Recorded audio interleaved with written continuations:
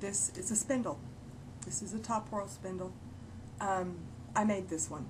It's made from a dowel rod, a wooden wheel, and a cup hook, all of which can be found at any craft shop. Walmart probably carries it. If you're watching this video, I know that you're not already a spinner, so you're not going to have a spindle. This is a commercially made spindle. This works just fine. This is a little bit lighter, but not a whole lot. And to be honest, this is a lot cheaper. The main difference, like I said, is the weight. And this is a little bit heavier, but that's okay. It's a good weight for merino.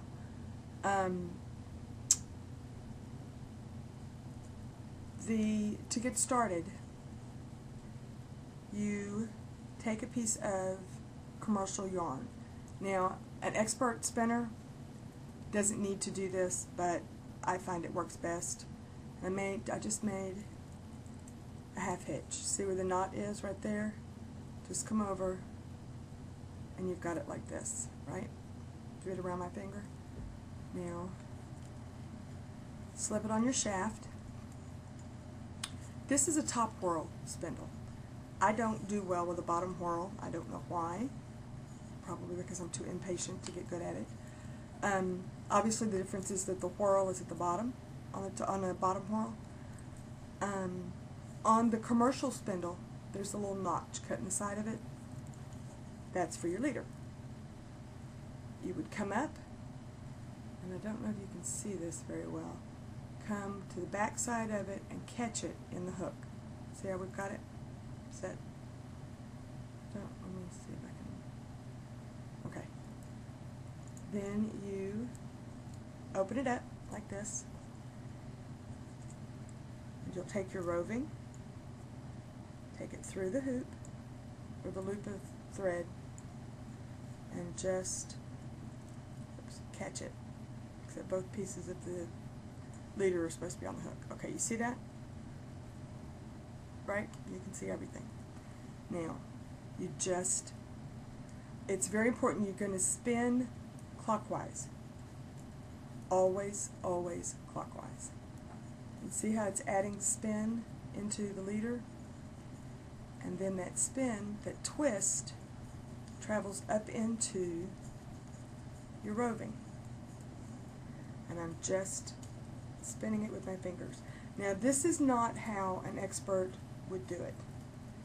But, like I said, y'all aren't experts and neither am I.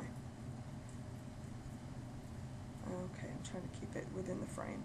You see what I've done? Now, you take it off the hook, and again, clockwise, you wind it onto your shaft. Now, it's very important that once you start actually using a drop spindle with a drop, it's very important that you wind, I'm trying to squish it down, you wind your yarn on in a cone shape. So you'll feed it down. See, that's actually yarn we've spun. Get back up here, hook it back on just like before. I don't know if you can see this. And spin clockwise, clockwise. Now, this is a good way to get used to handling the fiber, to get used to the feel of it in your hand and the feel of your spindle in your hand. What I am spinning is probably a little bit finer than sport weight. It's not lace weight by any stretch of the imagination. But as I spin, I just slide my drafting hand out, this one up here, and I'm just stretching to the length that's comfortable for me, arm stretch wise. And I'm still just spinning and spinning and spinning clockwise. Take it off the hook, wind it down your shaft. The yarn that you're winding onto the shaft is called your cop, it's the COP. When you start actually dropping your spindle to spin, it's very important that this stay balanced, because if you don't, let me see if I can show you what happens with an out of balance spindle. It wobbles real bad, and if while you're drop spindling your spindle starts to wobble, you'll be chasing it all the way across the room. See how level that stays?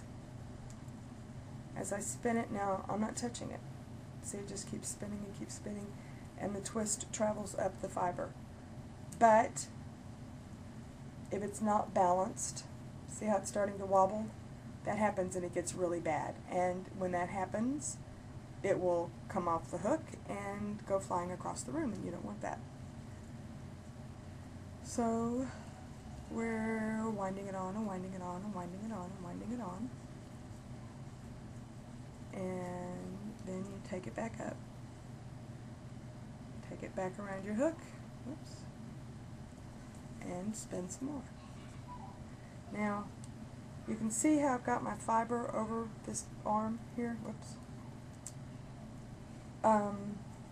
That will prevent your fibers from getting tangled up in here. Now, I have a ceiling fan going in this room, so it's real liable to happen, and it happens to everybody. Oops, and this is a good thing to show you. Now, it got caught on my shirt, and it separated my drafted fiber. So what I do is I bring it back down and let the energy from the twist come out of it. See, we're unspun here. And then I get the piece that pulled off, and just like when you were drafting, you just sort of splice it together. See where now this has some spin in it, so it's going to be a little more difficult to draft, but you get the idea. That's going to be too thin. That's going to drop and break. So let me do that again. There we go. There we go. Now we're getting it. So you just draft it back out and splice it together. I'm going to back up a little bit further, unwind some, hook it back on my hook, and just spin some more. See right there where I spliced it? See how much thicker it is? Now I'm going to take this and I'm going to grab the shaft of it between my knees, holding it upright. I wish you can see where the hook is right there. And see this slub right here? This is what I was talking about before with slubby yarn. Let the energy back out of it and just draft out a little bit. Now it doesn't want to cooperate. There we go. There we go. Now it's drafted. Now we'll spin some more. See how it's pretty much staying the same diameter? I don't know if you can actually see. I guess if I take it at that angle you can. Now this is, like I said before, this is not how an expert spinner would do this, but none of us are experts. But look, I'm actually creating yarn. And it's simple,